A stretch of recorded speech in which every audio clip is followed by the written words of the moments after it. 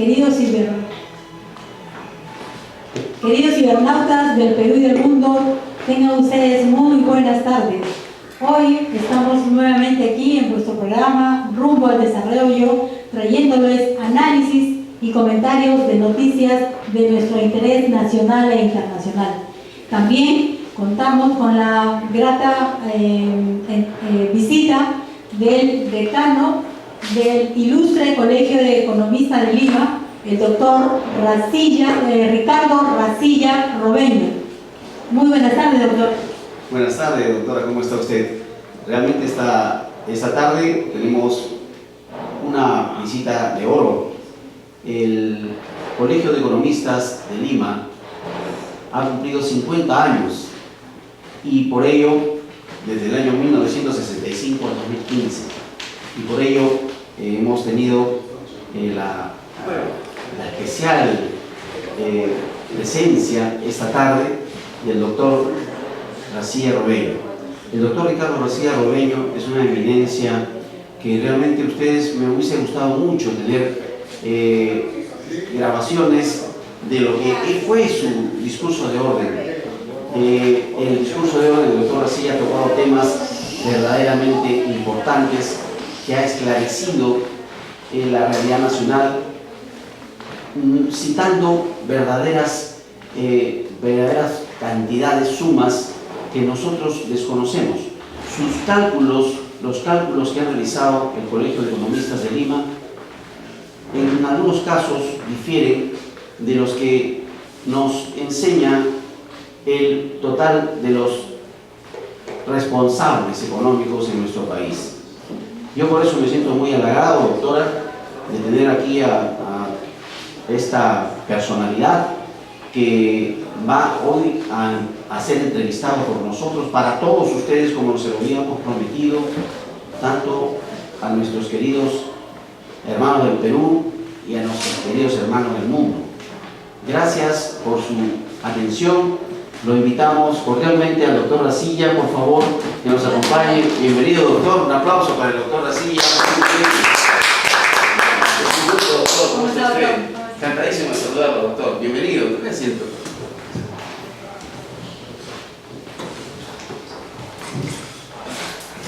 Muy bien, doctor. Es un gusto tenerlo en esta mesa.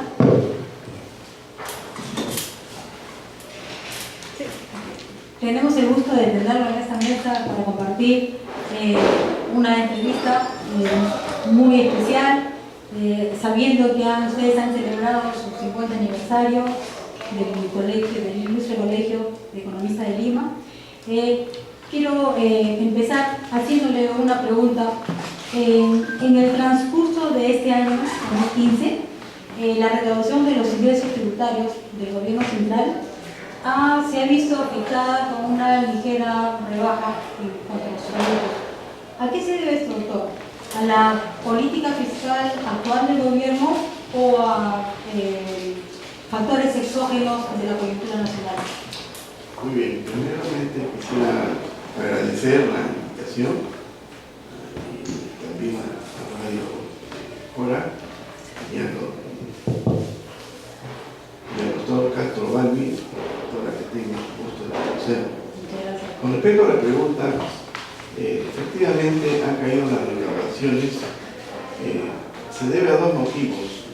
Primeramente, el año pasado, cuando hubo una reestructuración del plan económico, el gobierno bajó los impuestos, bajó el IGB, bajó el impuesto a la renta, y eso lo hizo con la finalidad de que la mayoría de las personas, al bajar el precio, al ver la oferta y la demanda, pudiera incrementarse en la cantidad de mandado.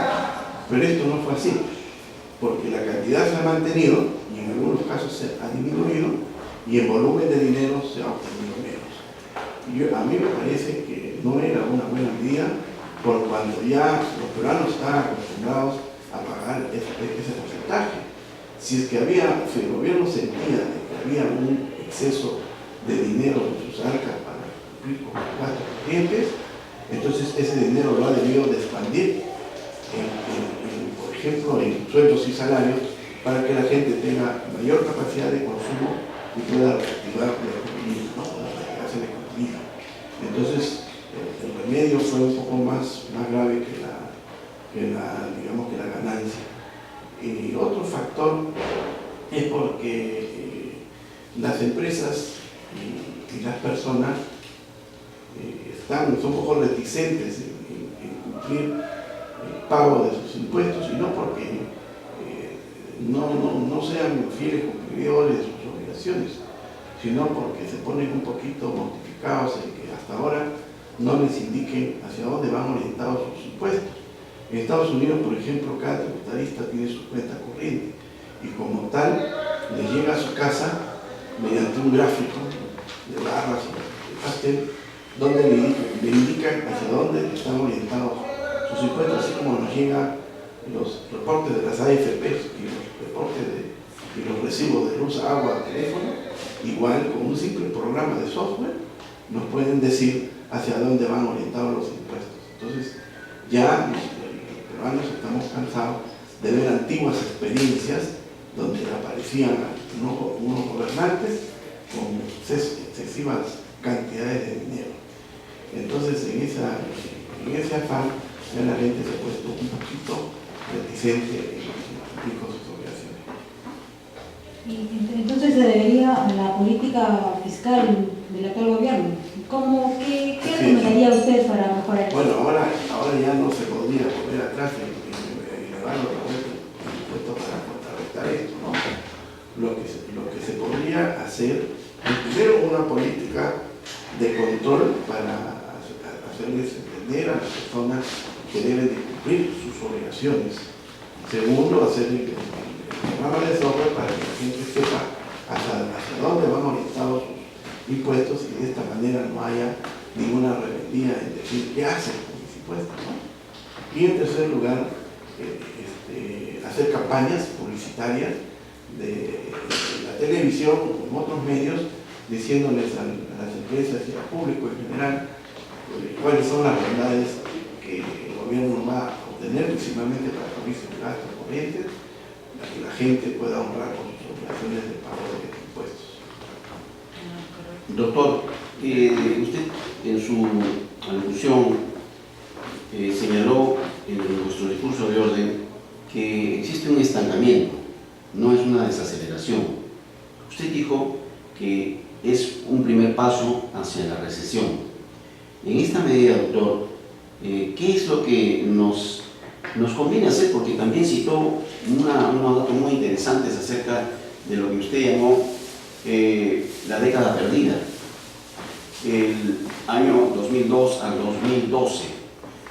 Ciertamente no se aprovecharon los precios internacionales, ¿no? A nivel de los commodities, más que todo somos exportadores de materia prima, de metales. Y sin embargo, en el presupuesto que existe actualmente tampoco se refiere de manera importante hacia una planificación, una dirección al cambio de modalidad.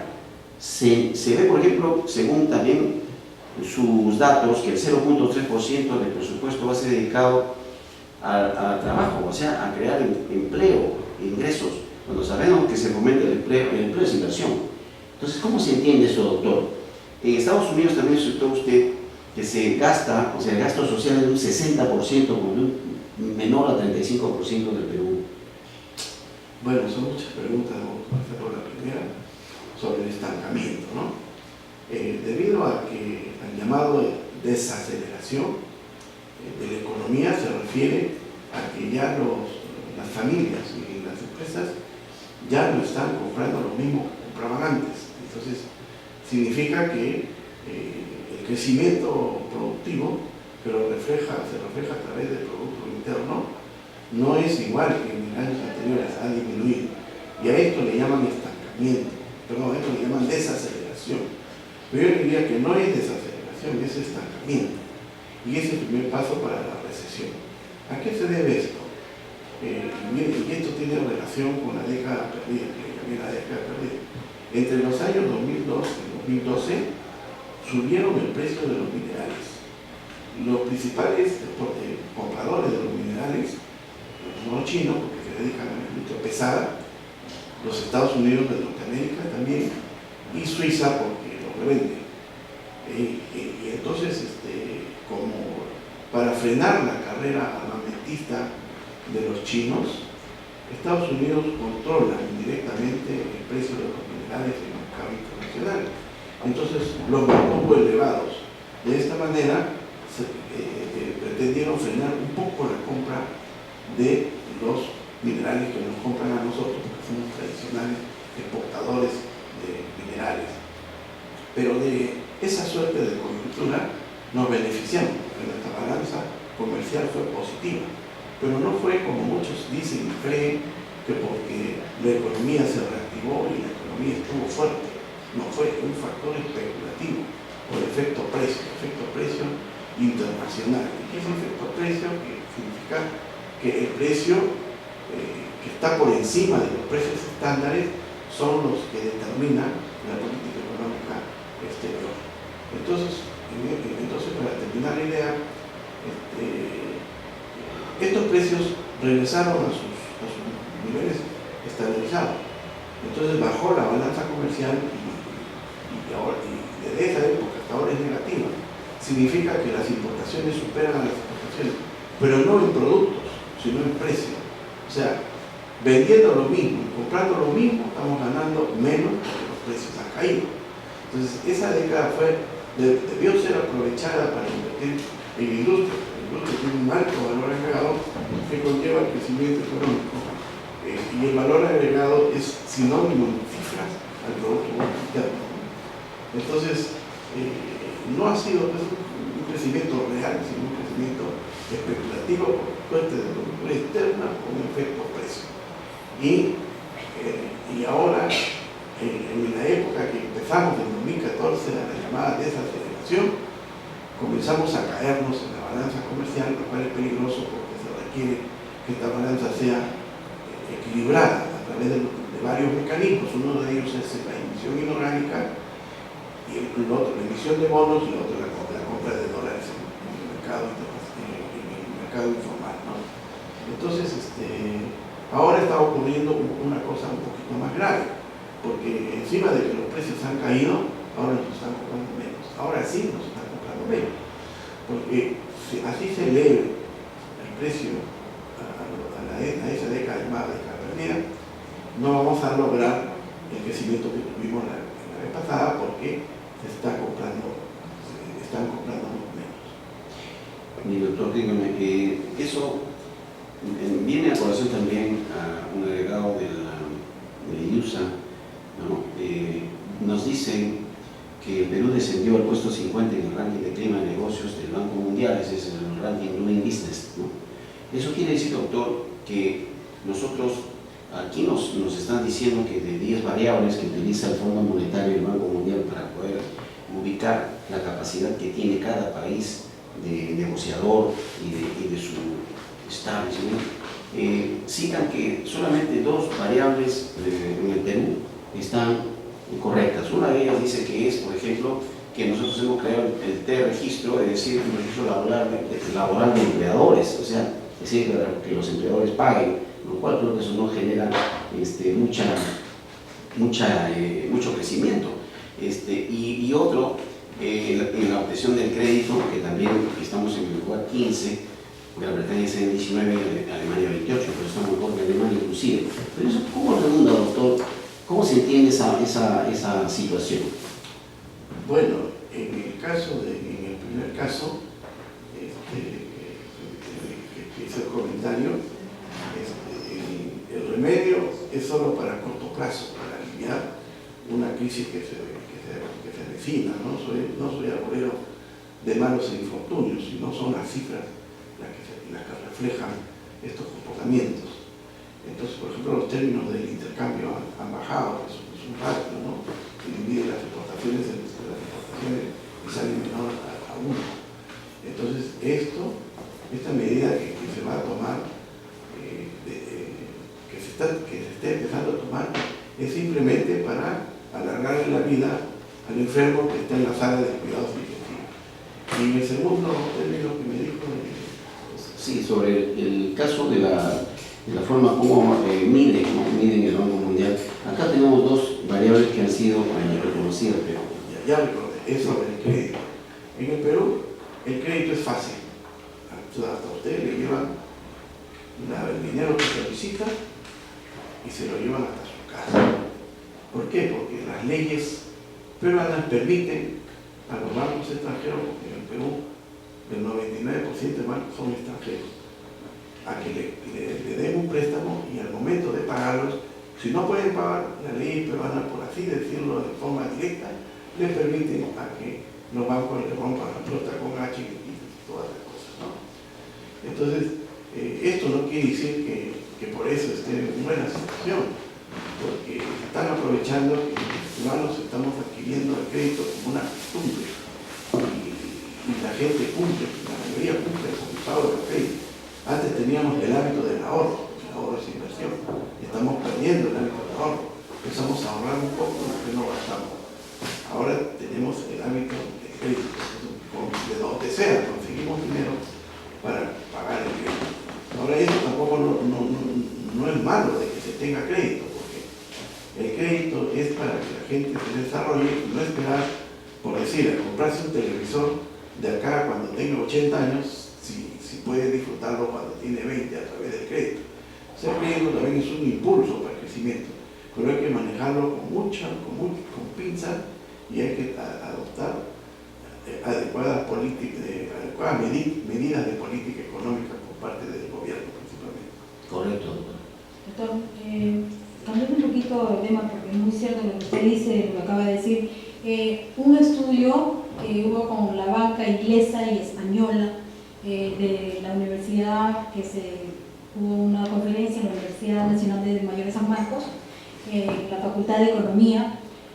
Se habló que la China ha crecido en una tasa del 3% superior a Estados Unidos, ¿no?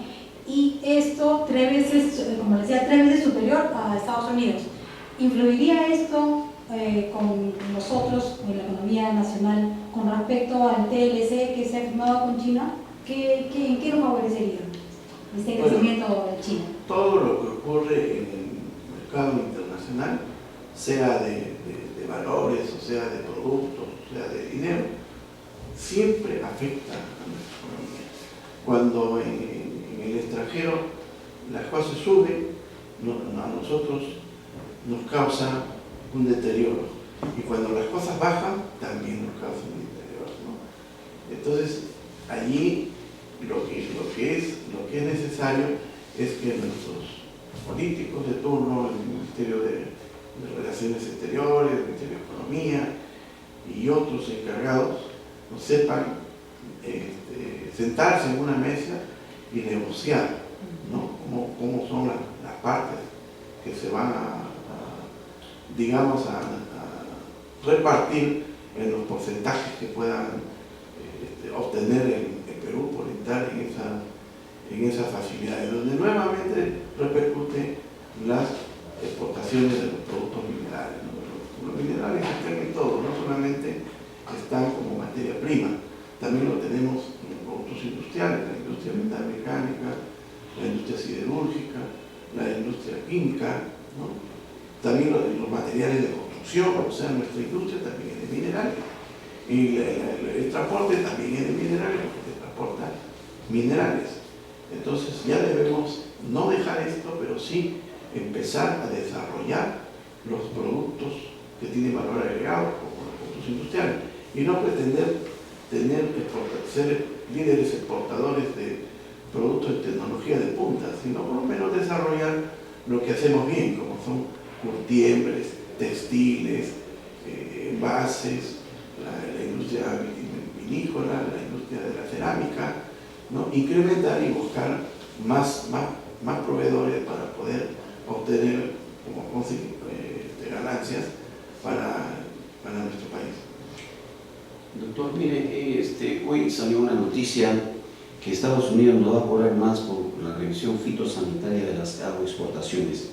En el entendido que nuestro país es un país netamente agrario y minero. Entonces, ¿cómo se entiende o cómo se podría entender la visita que han tenido el Fondo Monetario y el Banco Mundial y para que luego que ellos se retiran, nos aumenta el espárrago, por ejemplo, es uno de los principales productos que se exportan a Estados Unidos y ellos van a cobrar más por estos exámenes que hacen. La tasa de revisión sanitaria y certificación será de $47, dice, y regirá desde el 28 de diciembre de este año. A partir del 2016 se incrementará hasta $237. Es decir, que evidentemente nos va a hacer vulnerables, nos va a hacer no competitivos con otros países como Chile, por ejemplo, ¿no? Y que ha tenido también ellos un crecimiento contrario al censo a lo que se había pronosticado, ¿no? Se había pronosticado que ellos iban a tener una tasa negativa, pero resulta que ha incrementado más bien en los productos vitivinícolas y otros agroexportadores. Entonces, ¿qué está pasando, doctor? ¿Cómo se entiende esto? Por favor. Mire, yo primero, sin ánimo de entrar en contradicciones, discrepo un poco de que nosotros seamos un país agrícola preferente. Fuimos. Ahora no podemos autoabastecernos y no podemos, por eso que tenemos que recurrir a las importaciones de productos alimenticios que antes exportábamos, como el azúcar, como el arroz y otros productos, papa. Entonces, pero estamos desarrollando otros productos nuevos que hay demanda en el exterior, como por ejemplo algunos frutales como los mangos, como por ejemplo lo que usted mencionó, los espárragos, que tienen una alta demanda. Entonces por ahí podría ser la salidita para poder tener fuertes ingresos por conceptos de exportaciones, que tanto lo necesitamos por ingresos de divisa. Pero parece que en el extranjero nos quieren detener, ¿no? Y nos clavan con altos aranceles y nos dan cuotas y sobrecuotas. De esta manera que no vamos a poder competir con productos del extranjero, porque siempre cuando vamos a obtener alguna salida nos van a bloquear con esas barreras arancelarias y pararancelarias, ¿no? Entonces allí también es necesario, siempre el fondo es político más que económico, que se sienten en una mesa y que se negocien, ¿no? A fin de que no se vean afectados los exportadores. Doctor, justamente a colación con ello, la SUNAT señaló en un diario local que el IGB se había incrementado en el mes de agosto a un 4.4% y esto se debió principalmente a la recaudación del sector manufacturero. Al parecer como que habría un poquito de contradicción, porque si bien se dio un TLC con la China, ¿no?, en el cual tenía un subsidio y ocultamente se dio el dumping, ¿no? Entonces, y afectaría esto, ¿no?, la industria nacional. ¿A qué se debió esto? ¿A la política fiscal del actual gobierno o qué se podría hacer para mejorar esa situación? Estamos hablando del 4% del IGB. Del IGB. ¿O del impuesto selectivo al consumo? No, específicamente decía el diario del IGB. Que se ha incrementado en 4 puntos más del IGB. Sí, y el primer factor señala que es el sector manufacturero. El IGB estaba en 19% del impuesto general a venta y lo bajaron a 18%. Sí, claro. En cuanto a la recaudación se refiere, doctor. Claro. No en cuanto al... no, claro, por supuesto. En cuanto a la recaudación, del mes de agosto. Claro. Que se ha incrementado en 4%. Y señala que el factor principal de este crecimiento es el sector manufacturero. Claro, es precisamente porque siempre cuando hay industria es un proceso de transformación.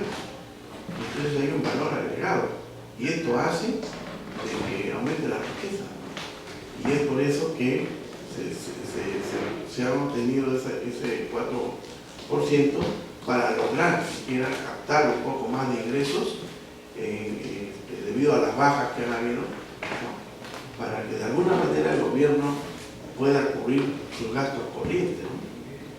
Y a mí me parece que esto también es una suerte de coyuntura. No ha habido una planificación y lo cual hace pues de que de esta suerte nos hemos beneficiado, porque anteriormente no ha habido ningún tipo de planificación. Y de esa suerte nos ha tocado, como en algunos casos nos toca que nos perjudique, en este caso nos está tocando que nos estamos beneficiando. Pero es uno de los otros factores que nos está perjudicando. Pero ojalá que sigamos con esto para de alguna manera minorar el exceso de gasto y no alterar el presupuesto, ¿no? Correcto. Doctor, yo quisiera agradecerle muchísimo su presencia al programa Rumbo al Desarrollo, que definitivamente ha suscitado mucha expectativa de lo que usted iba a decir, y le agradecemos infinitamente también porque sabemos que su agenda es muy apretada y que se da un tiempo para venir a visitarnos, doctor. Los peruanos esperamos mucho de este nuevo cambio también político y esperamos, doctor, que citen y llamen a personalidades como usted, que necesitamos ese tipo de conocimiento, lucidez, claridad, y que también no sean confrontacionistas, sino por el contrario, no seamos reactivos, ¿no es cierto?, sino tenemos que ser positivos, proactivos, ¿no? Y esperamos que así sea, doctor, y que nuestros queridos radioescuchas, nuestros televidentes, nuestros cibernautas hayan recibido esta magnífica lección de sencillez del doctor y de conocimiento amplísimo que tiene. Muy agradecido, doctor. Muchas gracias. Muchas gracias. Quería agregar un pequeño. Ahora ya el Perú ya no es un país netamente 100% minero. Ahora es un país pluricultural y tenemos una gama de riquezas que podemos ir explotando, ¿no? Por ejemplo, el turismo ahora es una industria. Podríamos obtener más sumas de dinero, una buena publicidad. Podríamos tener también lo que sabemos hacer, incrementarlo. Y hay demanda en el mercado internacional, ¿no? Entonces, hay una serie de formas de poder contrarrestar esto. O sea, yo no soy pesimista, soy optimista, sino yo lo único que he hecho en este comentario es hacer hablar a las cifras que ahí están puestas, ¿no? Muy bien, doctor. Muchas gracias nuevamente. Un aplauso para el doctor García, por favor. Muchas gracias.